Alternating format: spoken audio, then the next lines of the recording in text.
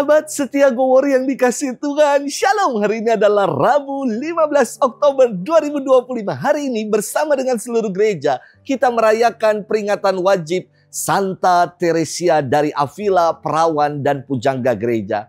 Santa Teresia dari Avila dikenal juga dengan sebutan Santa Teresia dari Yesus. Ia lahir di Avila, Spanyol pada 28 Maret tahun 1515. Di usianya yang ke-17, Teresia masuk biara Karmelit dan hidup sebagai seorang biarawati yang saleh. Setelah mengucapkan kaulnya, Teresia sakit keras dan kondisinya diperparah karena bantuan medis tidak memadai kala itu. Kesehatannya tidak sepenuhnya pulih sampai akhir hidupnya. Suatu hari, di hadapan lukisan Yesus, Teresia merasakan suatu kepedihan, kesedihan yang mendalam. Bahwa selama ini ia tidak mampu mencintai Tuhan dengan sepenuh hati. Ia akhirnya memberikan diri sepenuh-penuhnya bagi Tuhan. Tidak peduli betapapun besarnya pengorbanan yang dilakukan. Siang malam ia menghabiskan waktu dengan berdoa, dengan membangun relasi dengan Tuhan. Ia diberi karunia untuk mendengar dan berbicara dengan Yesus. Teresia menerima berbagai penglihatan atau vision, maka ia disebut sebagai seorang mistikus. Selain itu, ia juga disebut sebagai pujangga gereja karena pengalaman-pengalaman penglihatan yang ia alami itu dituliskan dalam buku-buku rohaninya yang sungguh sangat mendalam. Dua karya Teresia Avila yang sangat terkenal berjudul Jalan Menuju Kesempurnaan dan Puri Batin.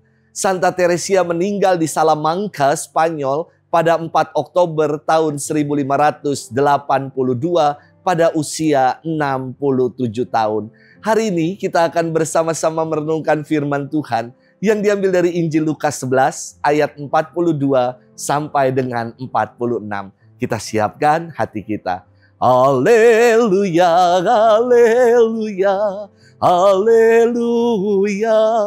Domba-dombaku mendengar suaraku, sabda Tuhan. Aku mengenal mereka dan mereka mengenal aku. Haleluya, haleluya, haleluya. Tuhan bersamamu dan bersama rohmu. Inilah Injil suci menurut Lukas, dimuliakanlah Tuhan. Sekali peristiwa Yesus bersabda, "Celakalah kalian hai orang-orang Farisi, sebab kalian membayar persepuluhan dari selasi, inggu dan segala jenis sayuran, tetapi kalian mengabaikan keadilan dan kasih Allah. Yang satu harus dilakukan dan yang lain jangan diabaikan. Celakalah kalian hai orang-orang Farisi, sebab kalian suka duduk di tempat terdepan di rumah ibadat dan suka menerima penghormatan di pasar. Celakalah kalian, sebab kalian seperti kubur yang tidak memakai tanda. Orang yang berjalan di atasnya tidak mengetahuinya." Seorang ahli Taurat menjawab, "Guru, dengan berkata demikian engkau menghina kami juga." Tetapi Yesus berkata lagi, "Celakalah kalian juga hai ahli-ahli Taurat, sebab kalian meletakkan beban-beban yang tak terpikul pada orang, tetapi kalian sendiri tidak menyentuh beban itu dengan satu jari pun." Demikianlah sabda Tuhan. Terpujilah Kristus. Sahabat setia Gowor yang dikasihi Tuhan, Shalom. Suatu kali ketika lagi ujian TOEFL sebagai persyaratan masuk universitas di Yogyakarta, saya boleh masuk ke ruangan itu untuk mengikuti tes dengan hanya membawa kotak pensil saja, tas tidak boleh. Maka saya bawa kotak pensil kesayangan saya yang sudah saya pakai sejak kuliah S1 di Jakarta. Sudah butut dan kotor memang tampilan luarnya, namun dalamnya semua perlengkapan perang untuk studi tersedia. Pulpen, aneka pulpen, stabilo aneka warna, pensil macam-macam, penghapus sampai rautan lengkap komplit.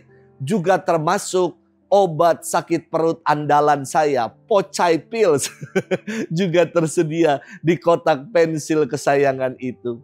Selesai ujian, saya kembali pulang ke seminari. Saya baru sadar kalau kotak pensil itu tertinggal di ruang tes tadi. Besoknya saya kembali ke kampus dan bertanya di sana, apakah menemukan kotak pensil kesayangan saya itu. Ternyata sudah tidak ada yang menemukan, dan kotak pensil kesayangan itu akhirnya hilang. Sahabat setia Gowor yang dikasihi Tuhan, hari ini dalam firman Tuhan, Yesus melanjutkan kritiknya kepada orang-orang Farisi dan para ahli Taurat. Yesus mengecam kelakuan mereka dengan bersabda, "Celakalah kalian, hai orang-orang Farisi.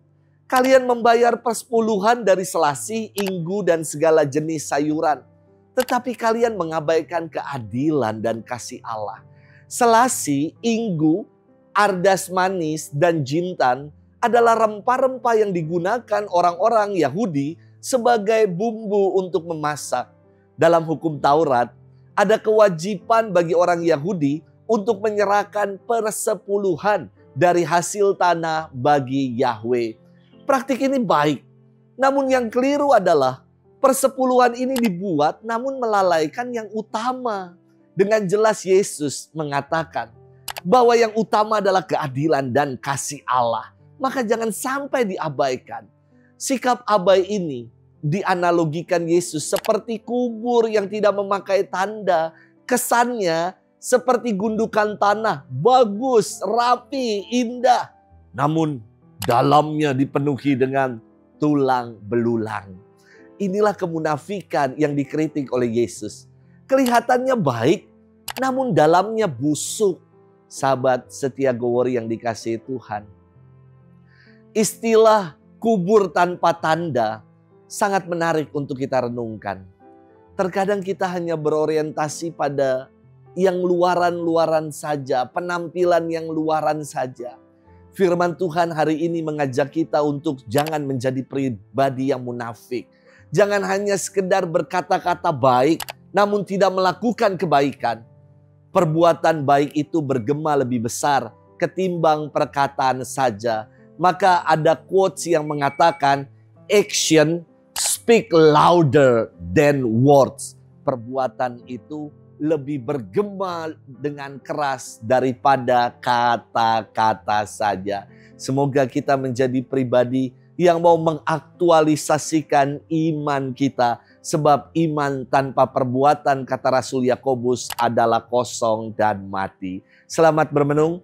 Tuhan memberkati kita semua. Bapa dan Putra dan Roh Kudus. Amin.